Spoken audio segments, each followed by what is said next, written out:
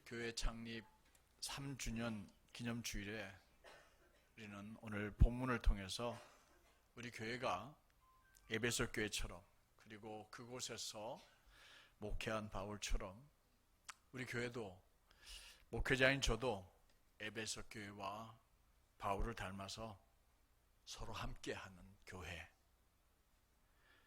겸손과 눈물로 주님과 교회와 성도를 서로 섬기는 교회,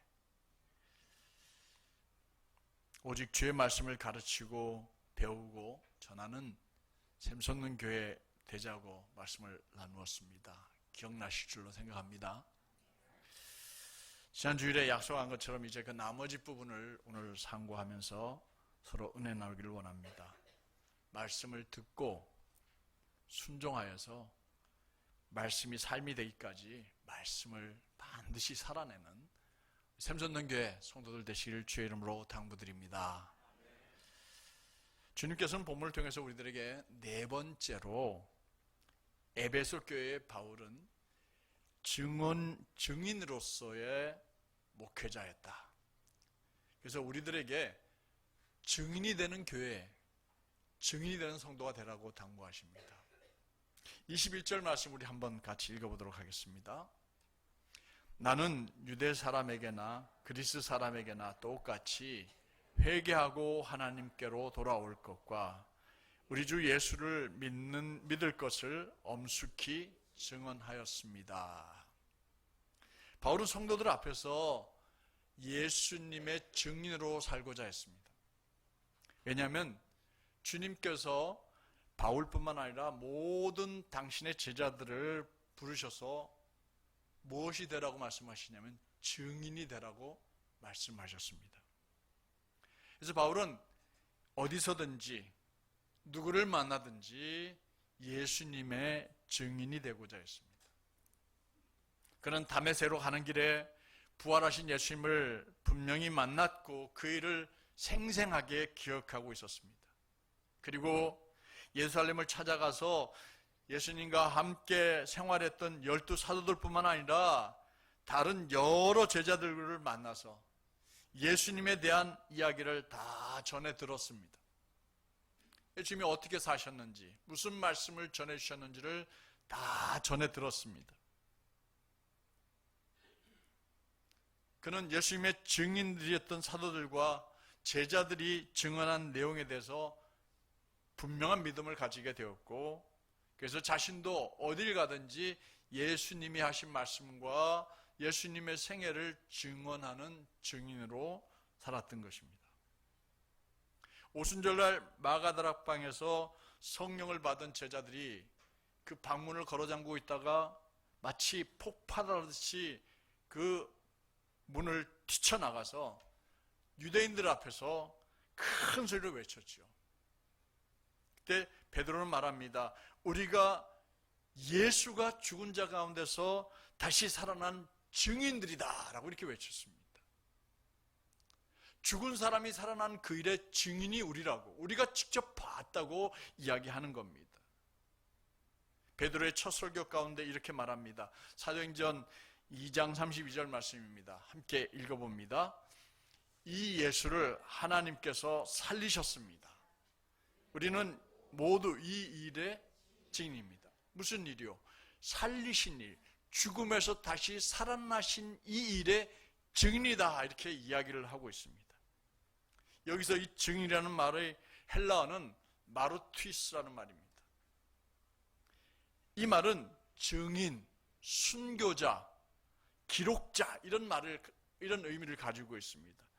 예수님과 함께 생활한 사도들과 제자들, 그리고 예수 그리스도의 복음을 듣고 예수님을 나의 주님으로 영접한 사람들은 모두가 다 마루티스, 즉 그의 증인들입니다. 그를 위해서 목숨을 내던지는 순교자들이었습니다. 그리고 그에 대한 기록을 낱낱이 다 적어서 다음 사람들에게, 다른 사람들에게 전하고자 애를 쓴 사람들이었습니다. 이때 바울이 증언한 것은 두 가지였습니다. 하나는 하나님에 대한 회개를 증언했고, 다른 한 가지는 예수님에 대한 믿음을 증언했다고 이야기합니다. 이 가운데 회개는 예언자들이 하나님의 말씀을 외칠 때에 가장 중요한 주제였습니다. 회개하라는 것은 그들의 잘못 곧 여호와를 버리고 우상에게로 향했던 마음을 돌이켜서 하나님께로 돌아오라는 말이었습니다. 이스라엘 백성들이 가나안 땅에 정착한 이후 가장 크게 잘못한 것이 하나 있었습니다. 그것이 뭐예요? 하나님을 외면하고 가나안 사람들이 섬기던 우상들을 섬겼습니다.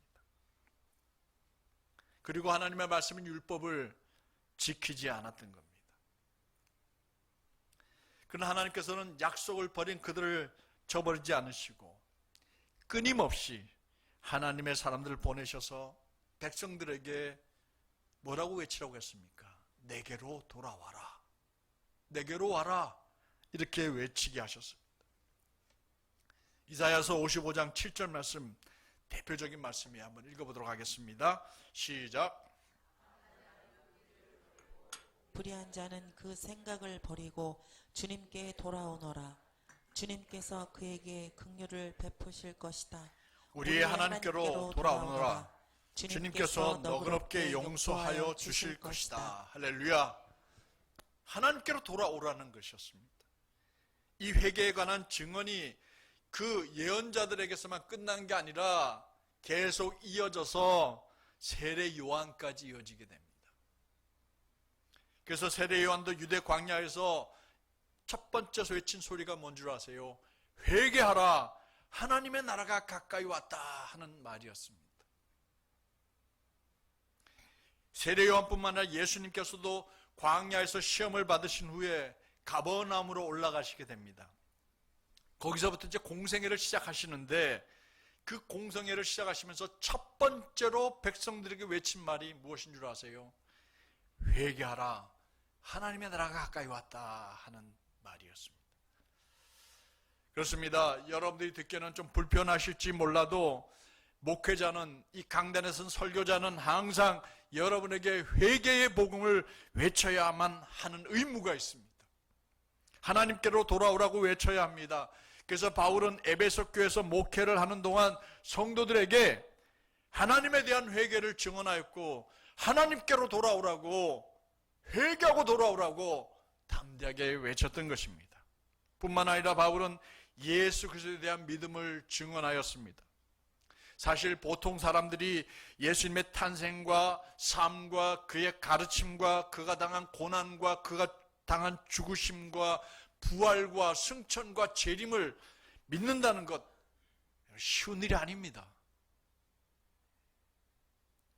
예수님이 하나님의 아들이라는 거예요.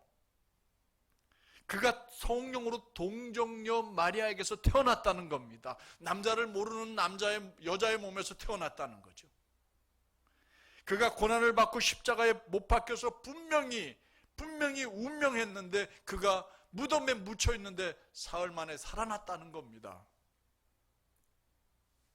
또 하늘로 승천하시면서 내가 반드시 다시 올 것이다 한 이 사실을 믿는 것, 우리는 이미 믿고 있기에 너무 쉬운 얘기지만 예수님을 알지 못한 사람들에게 이건 정말 어려운 이야기입니다.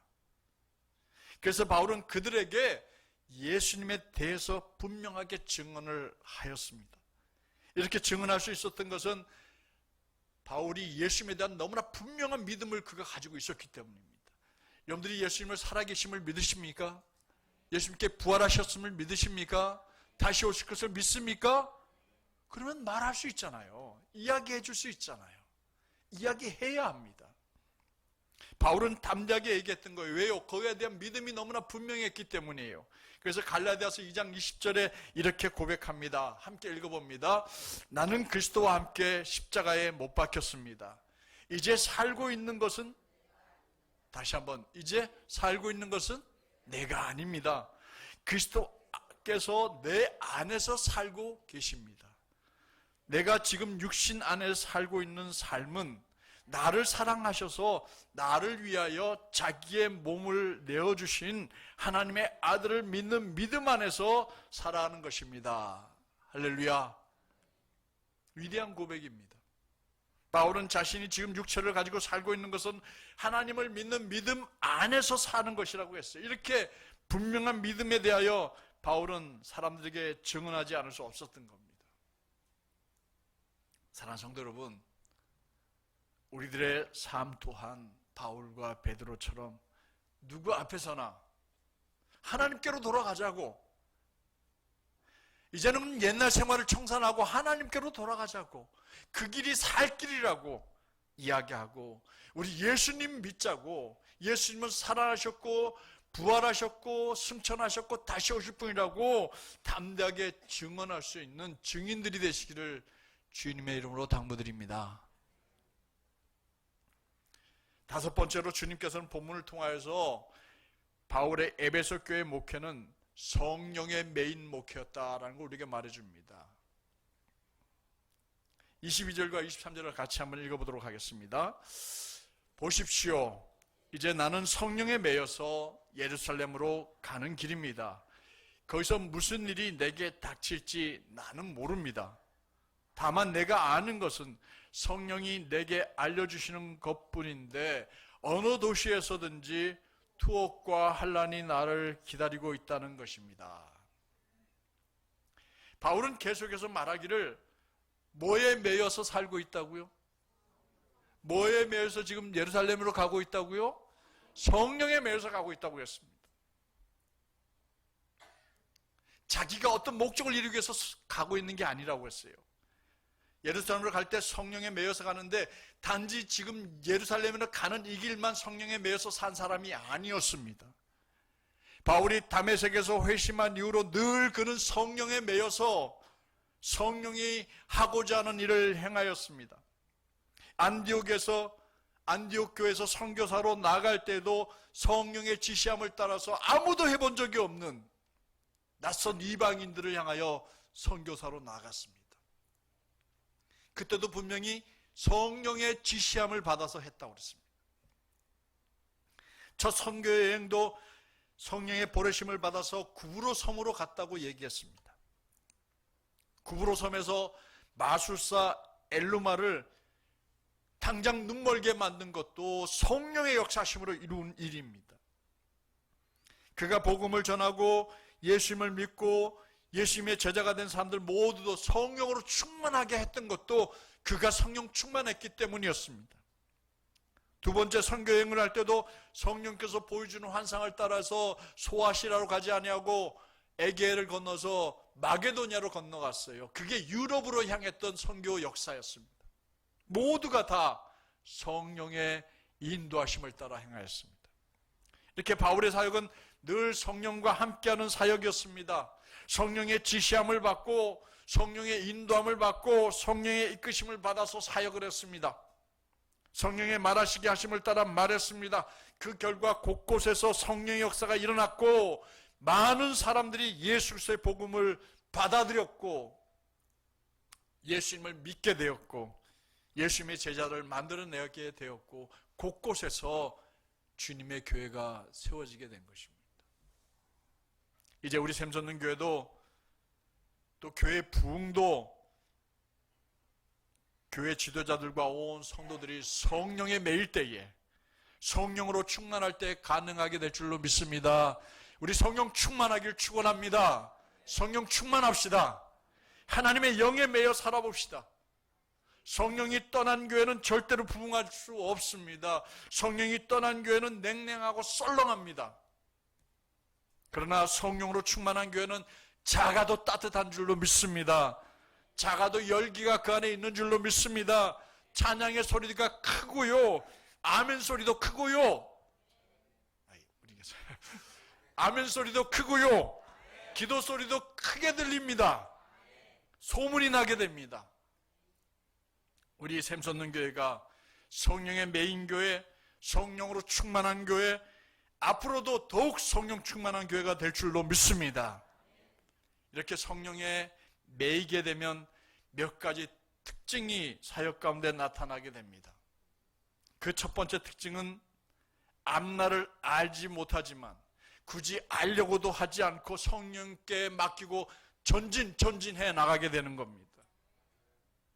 사람들은 누구든지 앞으로 자신에게 닥칠 일을 알지 못하는 것 너무 당연합니다. 왜냐하면 사람은 앞일을 알지 못하는 존재로 만들어졌어요. 하나님만이 우리의 앞날을 알 뿐입니다. 단 1분 앞을 우리는 내다볼 수가 없습니다. 물론 1분 뒤에는 우리가 여기 앉아 있겠지만 말입니다. 하나님께서는 사람을 앞을 내다보지 못하게 만드셨습니다. 그래서 하나님께서는 점을 치는 사람들을 미워합니다. 저주받을 사람들이라고 구약에 책망하고 있습니다. 그들이 말하는 점과 미래는 뭘 알고 이야기하는 게 아니라 확률을 얘기하는 겁니다. 실제로 미래를 내다볼 수 있는 능력이 있는 게 아닙니다. 결국 사람을 속이고 또 거짓말을 일삼는 사람들이 되고 마는 거예요. 그래서 점집에 가지 말아야 합니다. 안 갈 줄로 믿습니다. 거기 가면 안 돼요.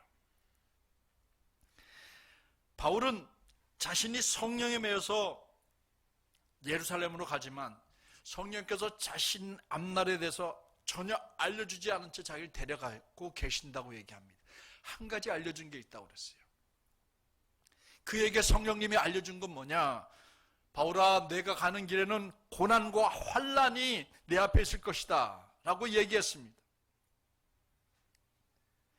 그가 매여서 가는 길에 무슨 일이 일어날지 알지 못하지만, 자신도 알지 못하지만 성령에 매여 가는 사람들은 성령께서 당신이 필요한 곳에 당신이 필요한 일에 사용하시기 위해서 이끌고 가시고 계신다는 믿음을 가지고 묵묵히 따라가는 사람들인 줄로 믿습니다. 굳이 알려고도 하지 않고, 어떤 일이 일어난지 알려주세요 말하지 않고, 매달리지 않고 묵묵히 성령님께서 이끄신 대로 나아갈 뿐입니다. 우리들도 성령에 매여서 이렇게 샘솟는 교회 이 자리에 모여 있는 줄로 믿습니다. 누가 오늘 이 자리에 앉아 있을 줄 누가 알았습니까? 이건 성령이 하신 일입니다. 내년에 우리 교회가 어떤 일이 일어날지 우리는 아무도 모릅니다. 놀라운 일이 우리 교회 앞에 있을 것을 기대할 뿐이지 성령께서 우리를 그 길로 인도해 주실 것을 믿습니다. 우리는 앞으로 우리 교회에 어떤 일이 일어날지 모르지만, 그러나 우리 모두가 한 마음이 되어서 성령에 매여서 성령의 인도하심을 따를 준비를 하고 성령의 감동에 따라서 헌신하고 샘솟는 교회를 섬길 때 우리가 기대하는 이상의 일들이 일어나게 될 줄로 믿습니다. 아는 것 이상의 놀라운 일들이 우리 앞에 일어나게 될 줄로 믿습니다.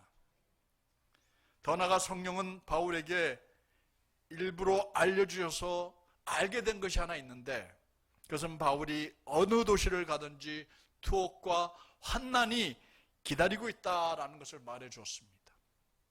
성령께서는 바울을 격려해 주시는 것이 아니었어요. 바울아, 걱정하지 말고 가라 이렇게 말하는 게 아니었어요. 바울아, 내가 가는 길 앞에 투옥과 환난이 기다리고 있다. 겁을 주시는 것 같아요. 격려해 주시지도 않고 용기를 북돋아 주시지도 않고 오히려 겁을 주시는 것 같았습니다. 그러나 바울은 두려워하지 않았습니다. 성령은 바울이 어떤 마음으로 헌신하고 있는지, 어떤 마음으로 주님을 섬기고 있는지 잘 알고 있었습니다. 그래서 그가 가는 길이 결코 쉬운 길이 아닌 걸 바울 스스로도 알고 있었습니다. 그런데 성령께서 바울에게 이것을 알려주신 이유는 그로 하여금 더욱 성령을 의지하고 성령을 믿고 성령을 신뢰하고 나가게 하기 위해서였습니다. 그래서 미리 알려주신 것입니다. 바울이 투옥과 환난이 그를 기다리고 있다고 해서 그가 달아나거나 그것이 두려워서 도망칠 사람이 아니라는 것을 성령은 알고 계셨습니다.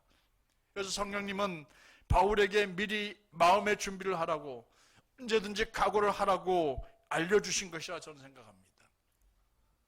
성령을 받고 은혜를 경험한 여러분들 아닙니까?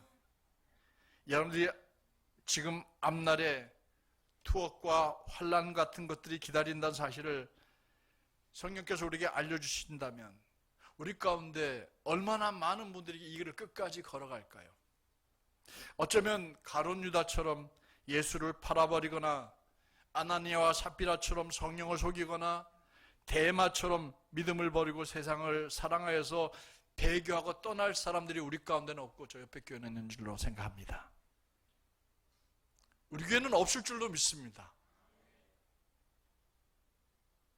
참 쉬운 일은 아니에요. 그러나 여러분들은 성령에 이끌려서 기꺼이 이 길을 걸어가게 될 줄로 믿습니다. 우리들의 남은 삶도 더욱 성령에 매여서 성령의 이끄심을 따라 살아내는 우리 샘솟는교회 가족들 되시기를 주의 이름으로 축원합니다. 마지막으로 주님은 우리들에게 에베소 교회에서의 바울의 목회는 자기의 목숨을 아끼지 않는 정말 최선을 다한 목회였다라고 우리에게 말씀해 주십니다. 24절 말씀 우리 한번 같이 읽어보도록 하겠습니다. 그러나 내가 나의 달려갈 길을 다 달리고 주 예수께 받은 사명 곧 하나님의 은혜의 복음을 증언하는 일을 다하기만 하면 나는 내 목숨이 조금도 아깝지 않습니다. 사람이 살아가면서 목숨을 걸 만한 일을 발견한다는 것은 행복한 일입니다.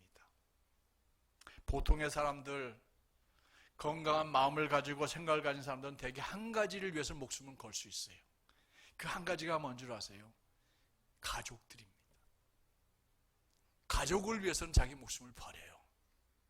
얼마든지 희생할 준비를 합니다.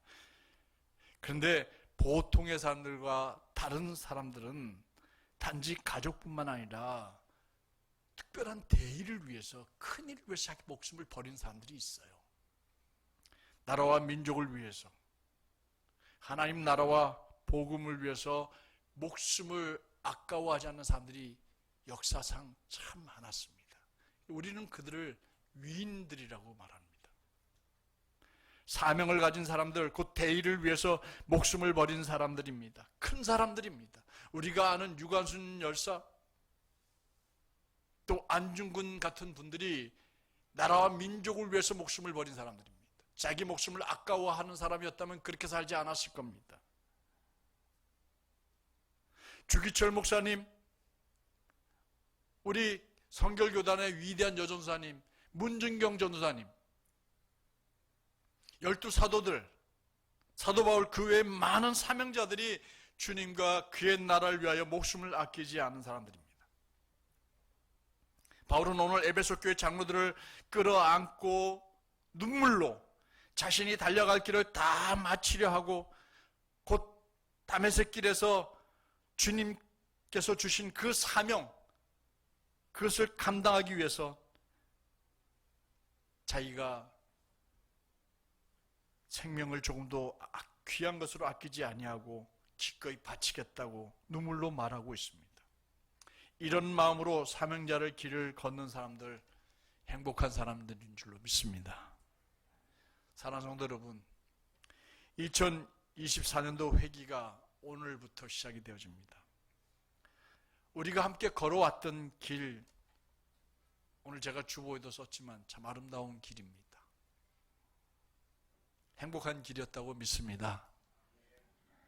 이제 우리가 앞으로 걸어가야 될 길도 저는 굉장히 아름다운 길이라고 생각을 합니다. 그리고 참 보람 있는 길이라고 저는 믿습니다. 우리 함께 사명자가 되어서 이 길을 우리 함께 손붙잡고 걸어갔으면 참 좋겠습니다. 그러려면은 우리 성령에 매여야 합니다. 각자 개인의 생각이 아니라 성령에 매이면 우리 모두는 하나가 되어서 함께 걸어갈 수 있게 될 줄로 믿습니다. 우리 곁에는 언제나 우리 주님 성령님이 동행해 주실 것을 저는 확신합니다. 그래서 2024년도 회기에는 더욱 하나가 되어서 주께서 주시는, 주님이 꿈꾸는 그런 교회, 주님이 설계한 교회, 그리고 에베소 교회를 많이 닮은 우리 샘솟는 교회가 되게 우리 힘합쳐 함께 나아가는 우리 모두가 되기를 주님의 이름으로 당부드립니다. 당부합니다.